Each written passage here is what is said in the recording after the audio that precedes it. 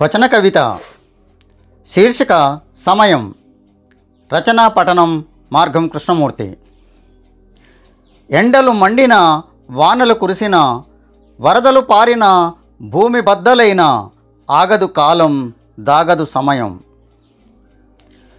మనిషి కూర్చున్న చోటే కూర్చున్నా, మనిషి పనిచేయి చోటే పనిచేస్తున్నా, మనిషి పడుకున్న చోటే పడుకున్నా, సమయం ఆగదు, దాని ప్రయాణం ఆపదు.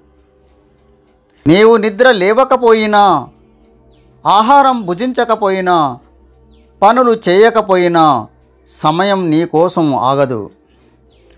ముళ్ళ కంపలు ముప్పు తిప్పలు పెట్టినా, సప్త సముద్రాలు ఎదురు వచ్చినా, గుట్టలు పర్వతాలు అడ్డుపడినా, కాలం ఆగదు, కాలం వెనుదిరగదు. ఎవరు అడ్డు చెప్పినా, ఏది ఎదురు వచ్చినా, సమయం చూపు ఎప్పుడు ముందు చూపే. ఒక్కో సమయానికి ఒక్కో పేరు, ఒక్కో కాలానికి ఒక్కో పేరు, ఒక్కో సమయానికి ఒక్కో కాలానికి ఒక్కో విలువ. సమయం విలువైనది, కాలం వెలకట్టలేనిది.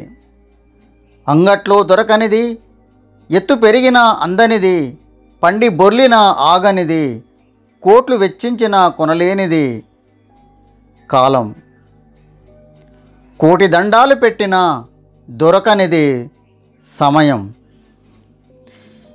యంత్రంతో ఎదురుదాడి చేసిన, మంత్రంతో శపించిన, మరే దానితో ఆపిన ఆగనిది కాలం.